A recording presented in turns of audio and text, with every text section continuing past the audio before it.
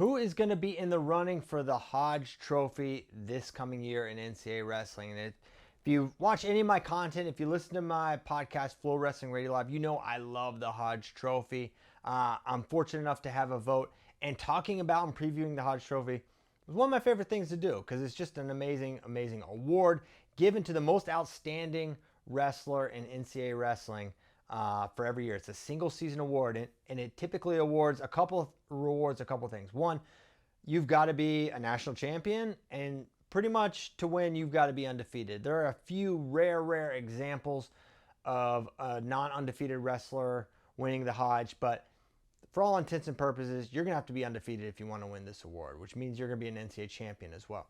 But then, if you really want to win, that's how you become a finalist. But if you really want to win the award, you've got to be a dominator. You've got to get a lot of bonus points. That's pins, that's tech falls, that's major decisions.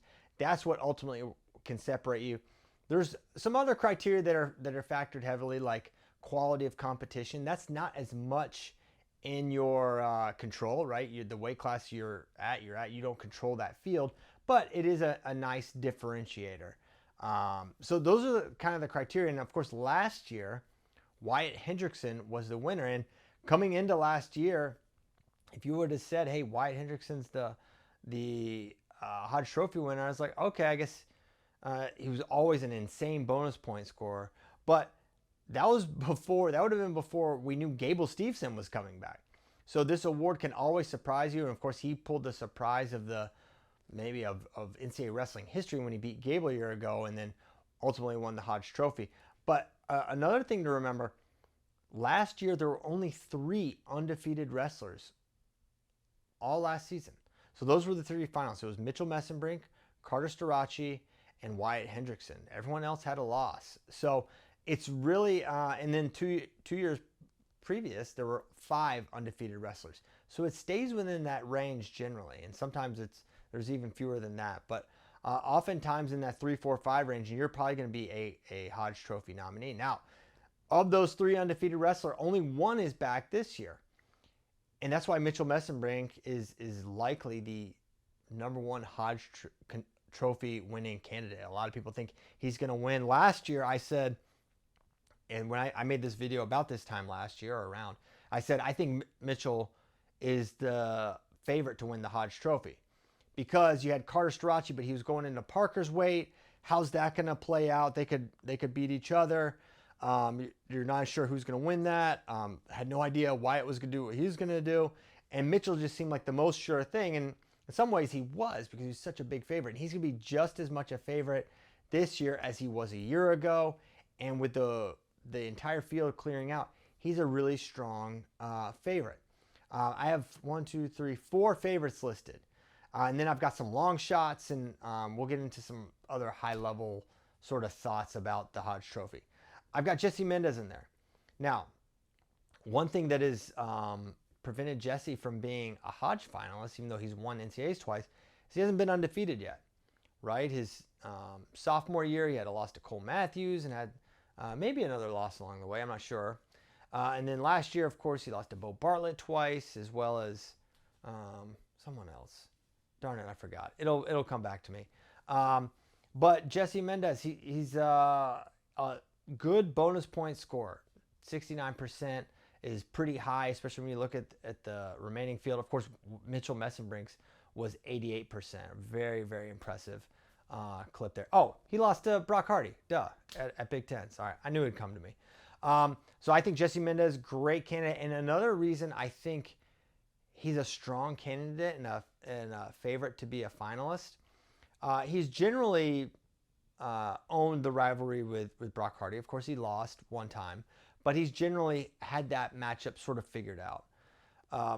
But also this field, the field matters, right? And this field is not what it was a year ago. There's no Bo Bartlett there. It loses even guys like the Happels and Coderhans. Those guys aren't there anymore, and there's not a real a lot of new talent entering the weight class because, and he's already established that he can beat Luke Standish. So I feel like he's a strong guy to pencil in as a Hodge finalist. Another one, Levi Haynes. He's been an undefeated national champion before. He was not last year, of course. finishing in third place after losing to DJ Hamady and Keegan O'Toole in the regular season. So he's back this year, and he's one of the bigger favorites to win a title next year at 174. When you lose Hamady, when you lose O'Toole, Simon Ruiz is really good, but is he going to be able to make up the gap that was between he and Levi last year? You've got Patrick Kennedy, absolute stud, but I'm not sure he's going to be able to knock off Levi Haynes. So he's a strong favorite. Bonus rate, not super high, 55% is not elite. And if he's an undefeated national champion, that probably won't be enough to get it done. So he's going to have to improve his bonus rate next year. And then the fourth name I have on here is Josh Barr. And Barr's name is on here for a couple reasons. He's obviously awesome. He's an NCAA finalist as a freshman. But the field, this one comes back to the field as well. I'm not sure who's going to be there to challenge him other than maybe Rocky Elam, right? And there's some other names that are potentially in the mix at 197. But I feel like Josh is kind of in a class all his own at 197. He's pretty dominant last year. Not the highest bonus rate. I think he was around 50 or 60%. I thought I wrote it down. I didn't. But reasonably high. But I think his bonus rate's going to improve. We saw in some of his matches, he just goes insano mode, crazy pace. The field's not going to be as good. He's going to be a year better, a year more confident, maybe a year bigger, right? He was not the biggest 197, still kind of growing into it. I think Josh Barr could be a bonus point monster next year. And I think he's a strong candidate to be an undefeated national champion. If you're picking out as crazy as a thing that is to say, there's going to be some, and it feels like it could be him. Now, some long shots. These are guys that maybe they'll go undefeated, maybe they won't, and the bonus rate could potentially be there. Caleb Henson. Don't think he will see Shane Van Ness throughout the year. Now, he'll see some good guys like Ethan Styles and others during the regular season, but I would still say Caleb Henson, outside shot. The guy's training in Japan right now with some of the best in the world. That doesn't really have anything to do with anything, but just an interesting side note. I put Max McAnally on here.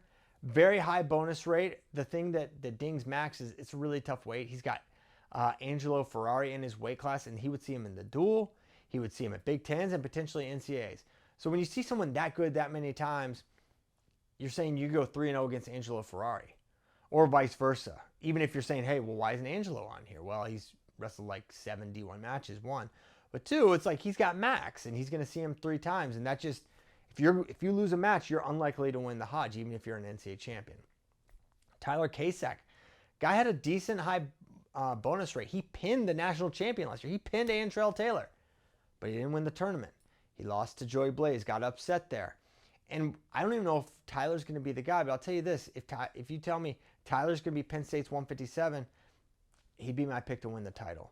And there's probably not a match he's going to go into where I pick anyone but Tyler to win. So he's in the mix there. Could the 285 champ do it? I think these guys are going to beat each other up. You got Bastida, you got AJ, you got Isaac Trumbull, you got Keeter and Feldman. This is a really good weight. And not to mention Nathan Taylor and some others. I'm kind of going off the top of my head. But I think this weight's going to beat itself up a little bit. 125, could we see a contender from there? Not likely. I don't think a 125 will be a finalist here. It's unlikely even that there'll be an undefeated guy. This is just not a weight that wins the Hodge very much. Spencer did it twice. And then before him, I think only Stephen Abbas won the Hodge at this weight class at 125. So I don't think we'll see one there. I don't think we'll see 133. That weight is too dang good. These guys are going to beat each other up as well. So yeah, those are the names that come to my mind. Obviously, it's a really hard thing to predict because one loss, and you've seen how competitive these guys are with one another and how easy it is, I say easy it is, to knock one of these guys off, just meaning the likelihood is high because everyone else you're wrestling is so good, especially these guys that wrestle really tough schedules where, you know, you go to a National Collegiate Duels Invitational, or you're going to a CKLV or some of these tougher, or you wrestle just in the Big Ten, right? You're just likely to get knocked off. So that's my read on the Hodge Trophy. If you're asking me, gun to my head, my prediction this year is the same as last year. It's Mitchell Messenbrink, Hodge Trophy winner. That's who I think is going to bring it home. But that's why they wrestle matches. We'll find out. It's going to be a fun Hodge race this year. I want to hear from you. Who do you think brings home the Hodge Trophy for the 2026 season?